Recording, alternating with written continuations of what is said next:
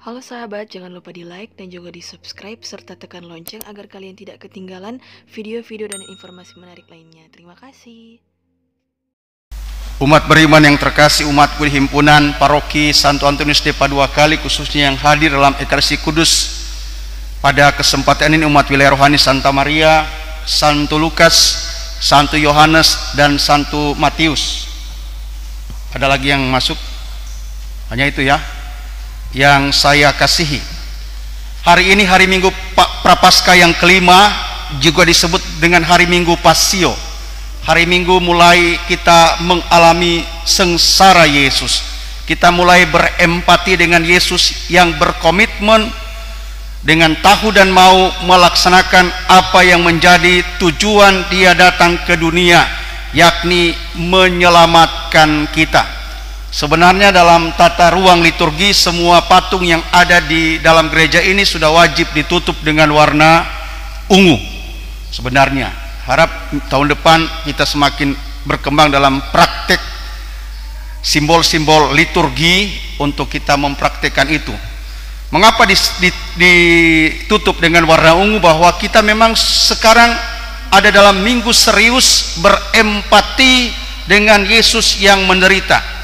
Keseriusan kita diungkapkan pada bacaan pertama.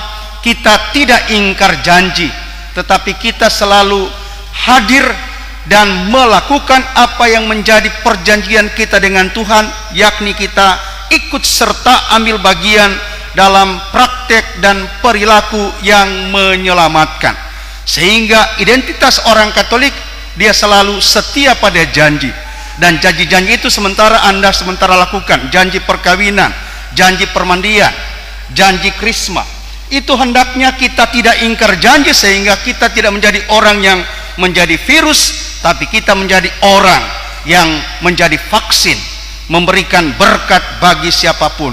Identitas orang Katolik mudah-mudahan dia nyanda putar balik, lain di bibir, lain di hati, tetapi orang Katolik senantiasa jujur, punya integritas kehidupan. Itu bacaan pertama, punya harapan bahwa kita senantiasa setia dengan janji yang Tuhan sudah berikan dengan rahmat yang berlimpah.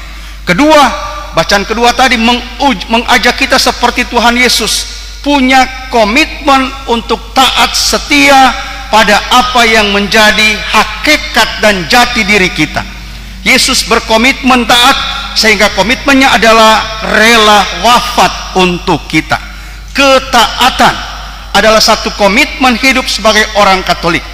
Maka kita harus belajar taat, biarpun kadangkala ketaatan itu di luar kita punya akal sehat, di luar kita punya kehendak, tapi ketaatan yang kita lihat yang diberikan oleh Allah adalah ketaatan yang mendatangkan keselamatan yang kekal.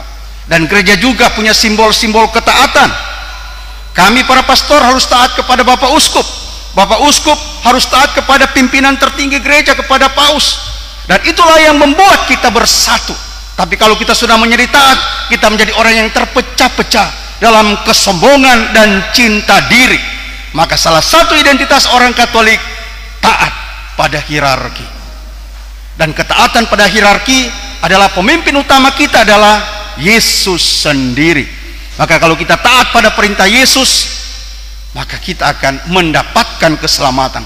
Keselamatan yang senantiasa kita jabarkan.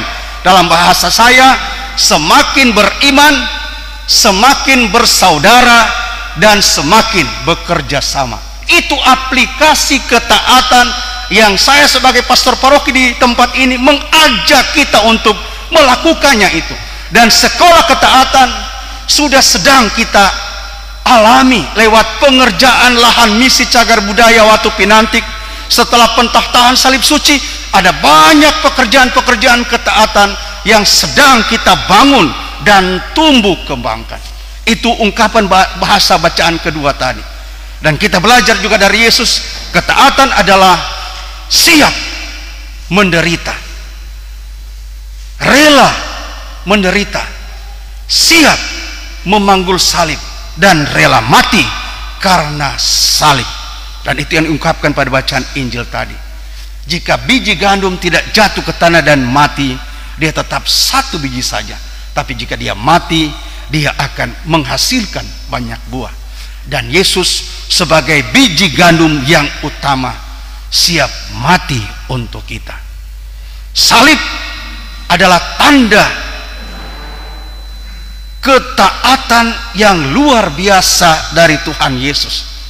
Salib tadi dikatakan, jika aku ditinggikan dari bumi, maka aku akan juga menarik banyak orang sampai kepadaku. Dan kita harus bersyukur, salib suci Yesus sudah bertahta di Watu Pinantik. Semoga itu bukan menjadi saja aksesoris kita, tapi menjadi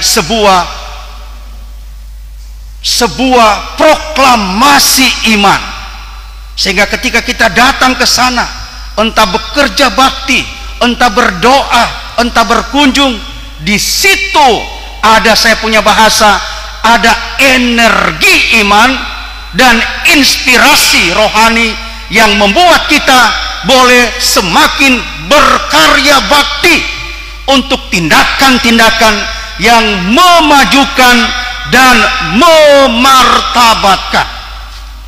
Sehingga orang Katolik harus belajar dari Yesus. Dia selalu memberi diri, bukan untuk DP kesenangan, tapi dia memberi diri supaya banyak jiwa ditarik sampai pada keselamatan. Karena itu simbol salib kita disebut, sebab dengan salib sucimu engkau telah menebus dunia. Dan salib suci itu tergantung pribadi Yesus yang mengalir darah dan air, yang juga melambangkan sakramen gereja.